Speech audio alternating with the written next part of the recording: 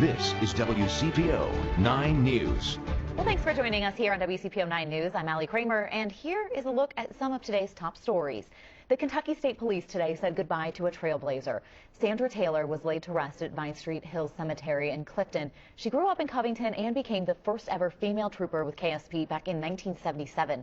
KSP is making sure that her memory lives on. The brass button and hat pin that Taylor wore were actually handed down to the top woman currently on the force. They're now worn by Captain Jennifer Sandlin. I know that she was given that in the academy. I know what that meant to her because I know what that meant to me when I received mine, and that's the button that she wore when she worked the roadways, you know, when she arrested someone, when she wrote a ticket, or when she comforted somebody on a scene. That's the button that she wore on her uniform, and it was significant for me to wear it over my heart. Officials say Taylor passed away recently after an extended battle with multiple sclerosis. Well, the Cincinnati Zoo is saying goodbye to its male polar bear, Little One. The polar bear had to be euthanized today due to kidney failure. At 31 years old, he was the second oldest male polar bear in the U.S. zoo population. He was born at the Cleveland Zoo and came to Cincinnati in 2007. The median life expectancy for a male polar bear is 21. Well, Matthew 25 Ministries is putting together a truckload of supplies to support victims of tornadoes in both Alabama and Georgia. They are sending personal care items, cleaning supplies, bottled water, tarps, and trash bags. If you have any of those items to donate, you can do so. The headquarters for Matthew 25 is just off Kenwood Road in Blue Ash. Well, Sherry, it was a beautiful day today, but that might be changing tonight.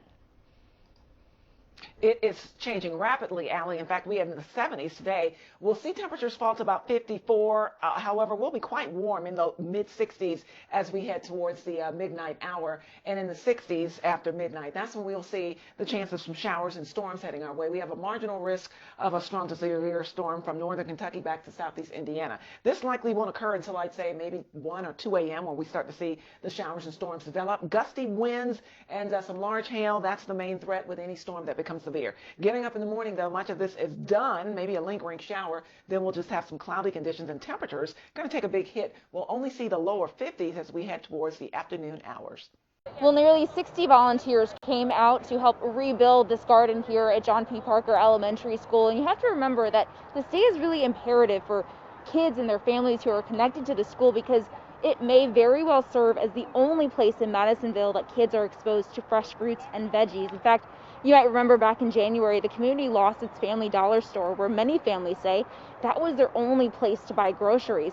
Now, Madisonville is considered a food desert, and so that's why Give Back Cincinnati says this gardening day will help promote local and global sustainability, health, and nutrition. My hope is that their eyes light up, they get to be outside, experience worms in the dirt, and see everything that happens from planting a seed to growing that vegetable to what it becomes on your table. Not just the gardens, we also have aquaponic tanks and hydroponic towers to really show the kids that they can grow their own food. We can give back to the community. They can do all of this with their own hands and just really show them that they can make a difference. Well, if you missed out on today and you still want to volunteer or help out John P. Parker Elementary School with their mission, just give the school a call, or you can head to givebackcincinnati.org.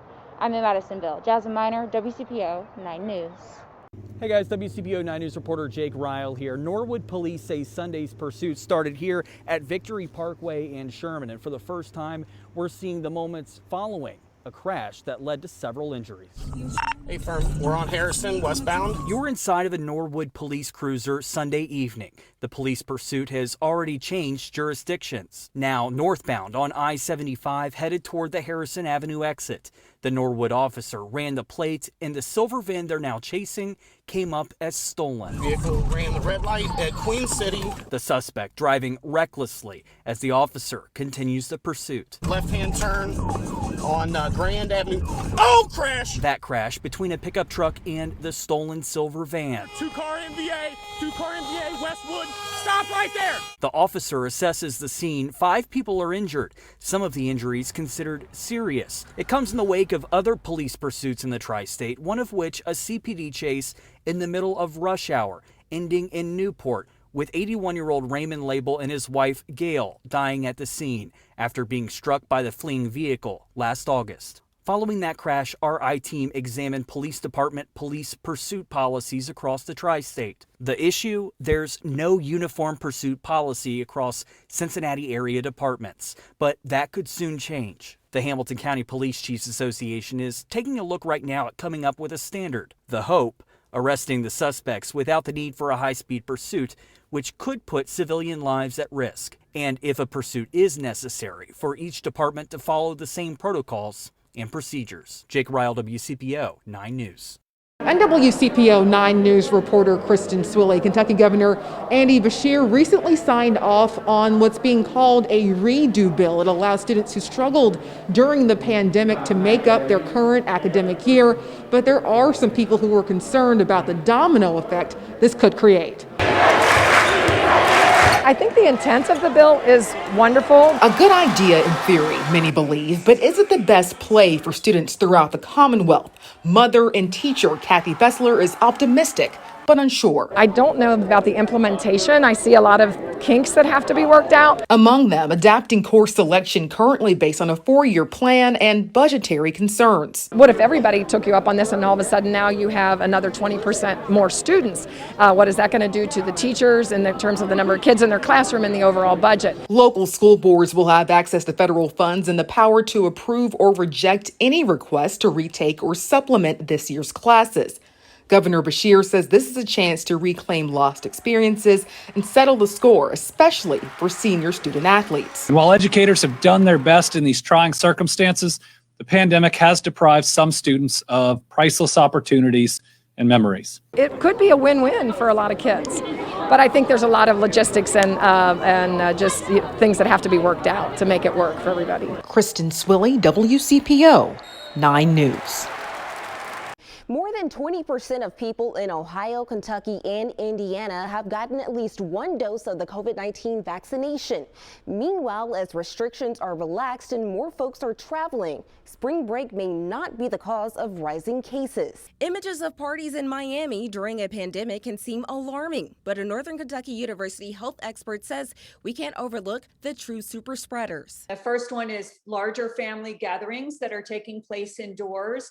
And the second are in places like restaurants and bars and places where you would go and you want to take off your mask so you can consume something, but perhaps the ventilation isn't good or you're not socially distanced or you're hanging out there for a few hours. CVG expects airport travel to increase by 50% over spring break and into the summer. Valerie Hardcastle says it's not so much the destination, but what you do when you get there. There's this impulse to just kind of throw caution to the wind, and maybe you've had one vaccine but not both, and just try to go back to normal living. And it's really dangerous to do that right now. You can safely go to the beach and just not be near crowds. States like Michigan are in the national spotlight for potentially hitting a fourth wave of COVID-19. Where do we stand in the tri-state? What we see right now in at least Kentucky and Ohio, not so much in the other states that surround us. Their growth rate is accelerating. But what you see right now is what's called community spread. And that means it's spreading at a rate that is kind of consistent over time. So we're not trending toward a fourth wave, but we're not trending away either. We're just kind of hanging in the middle. All the health officials I talked to say no matter if you're vaccinated or who around you may be vaccinated, masks are still essential. In the studio, Raven Richard, WCPO 9 News. As if we didn't have enough to worry about these days with politics and the pandemic, now people are receiving strange debit cards in the mail, and it could be either a scam or your stimulus check. Evelyn Schott opened her mailbox the other day to find an unexpected delivery to her Clifton home. Debit and Visa. It was a U.S. Bank Relia card, the card that more than a dozen states use for unemployment benefits, including Ohio. At first, I thought it was my regular ATM card. And when I saw that it said Relia card, I got a little nervous. That's because Evelyn never filed for unemployment, so she called the number on the card. They took my information. They also suggested that I file a police report. U.S. Bank says it's aware of this fraud, which can happen if a thief files for unemployment under your name and social security number.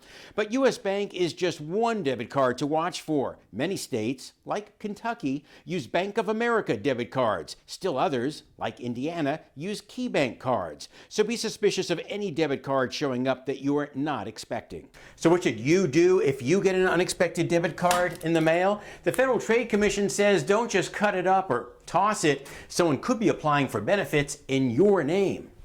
The FTC says report the unwanted card to the bank. Contact the state unemployment office and place a fraud alert on your credit with Equifax, Experian, and TransUnion. But a caution, if you receive a debit card from MetaBank with a note from the Treasury Department, that's not a scam. That could be your $600 stimulus check, so don't throw it away.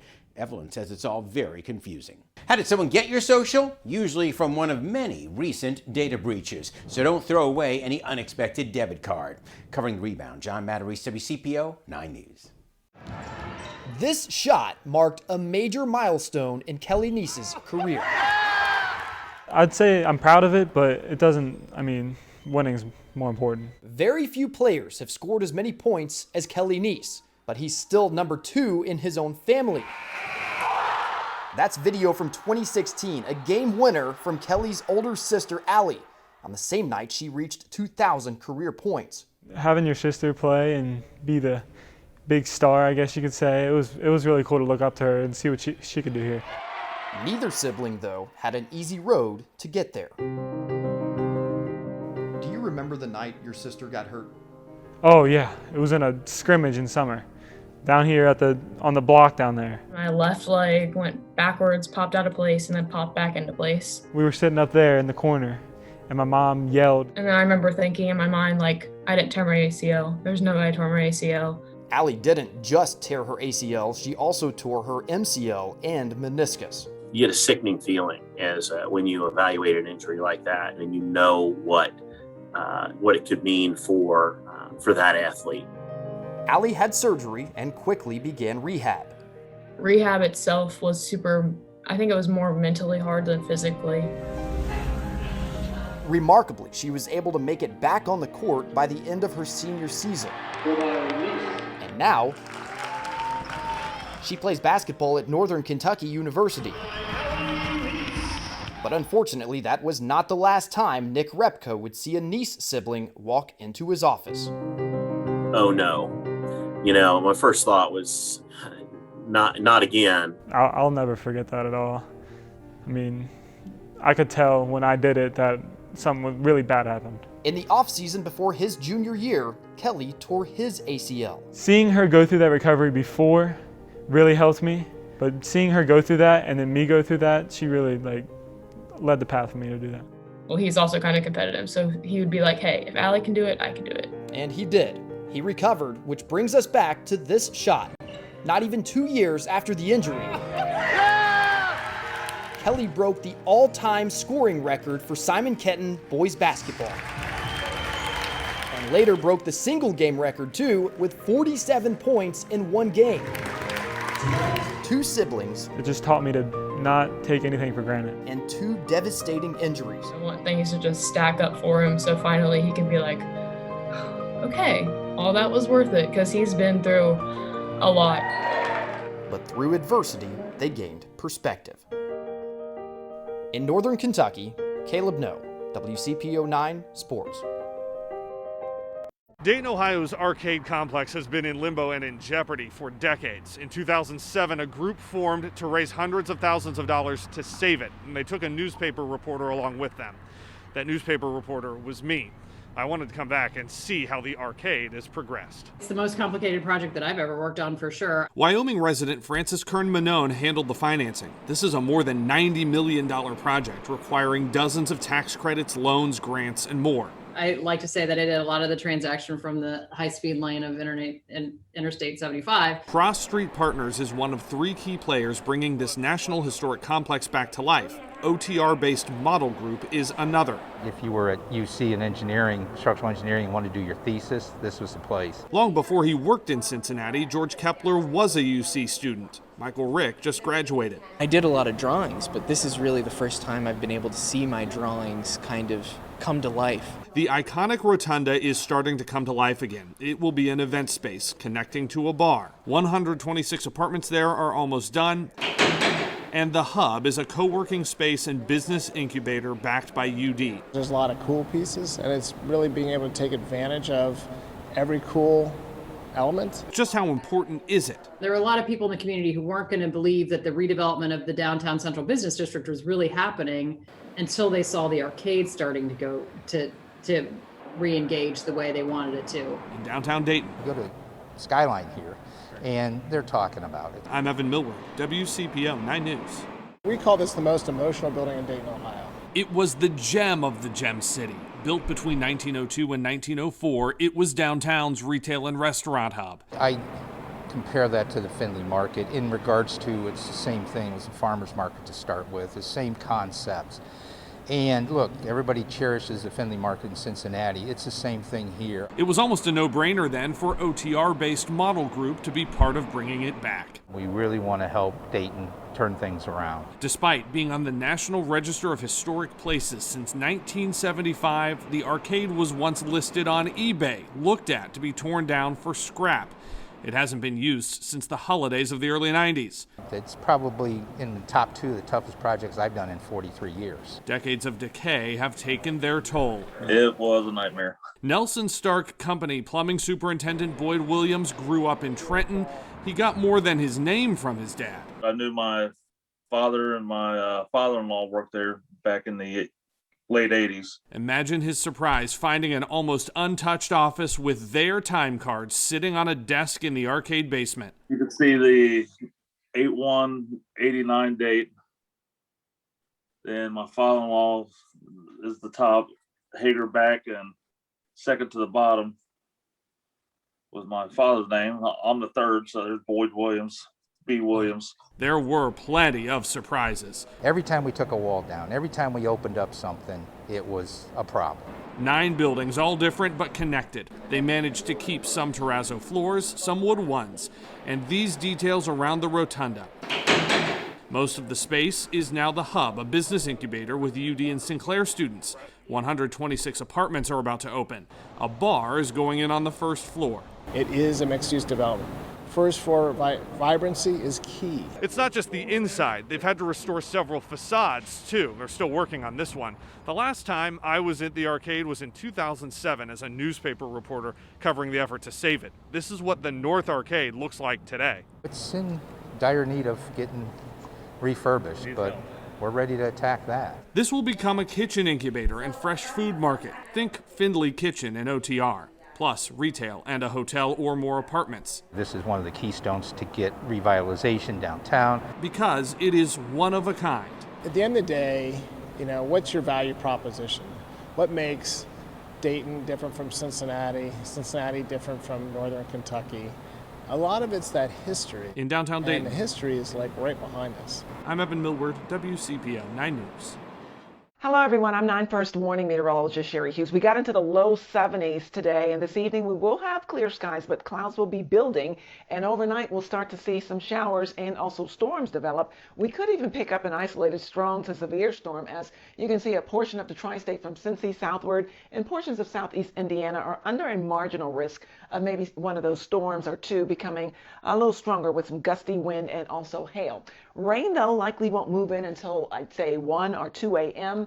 It will be very quick moving across the tri-state, so by 8 or 9, getting up in the morning, it'll all be done. We'll be left, though, with some gusty winds out of the west, gusting outwards to about maybe 30 miles an hour. Cloudy conditions, but skies will begin to clear as we head into the evening. So here's a look at your forecast. We're going to be, again, in the mid-50s at 8 in the morning with maybe a few showers still around. Temperatures still sliding down, 52 at noon, 50 at 4 p.m., and we're at 46 by 8 p.m., but we're dry. I'm Josh Bazan. An Ohio woman is reuniting with a pet that has been missing for years and only recently turned up halfway across the country. We'll share her excitement and how the two were able to be brought back together. And one day he just didn't come back. Didn't come back. More than 5 years ago, Margaret Burcham lost her pet cat, Bernie. She says he was outside in her yard in Florence, but that's the last time she ever saw him. And I looked and I called the shelters and finally just kind of accepted that he was never coming back. Burcham moved to the Dayton area around the time Bernie went missing. All this time, she went without any news or any hope until last month. Apparently, someone found Bernie in Central Texas, and they traced him back to me. A volunteer with that organization in Texas happened to be driving through Cincinnati on a family vacation, so she put Bernie in the back seat and made sure he got home safely. Oh, please let this be them. them. Oh my God. Just put this down. Here is Mr. Bernie with his mommy. Hi, buddy. Oh my gosh. A reunion 5 years in the making, but a reunion Bertram never expected to get. I can't believe it. Look at him. Hi, buddy. You're like, what's going on? There are still plenty of unanswered questions. How did you end up in Texas? That's what I want to know. We need to talk. But Bertram is thankful to have Bernie back in her arms. I didn't think I was ever going to see you again. And now here we are. I'm so glad. How often does something like this happen? Just amazing. And all the way in Texas. Someone found Bernie in Waco, Texas. He was clean and healthy, so volunteers assumed he had a local family. But the people who run the Heart of Texas Lost and Found Pets page found out he had a microchip and tracked it back to Bertram. But to be able to come visit my family and bring somebody along and give them the joy of having their animal back, it just makes the trip that much worth it. Nobody is exactly sure how Bernie ended up so far from home, but Bertram says that mystery is okay with her now that he's back where he belongs. In Winton Place, Josh Bazan, WCPO 9 News.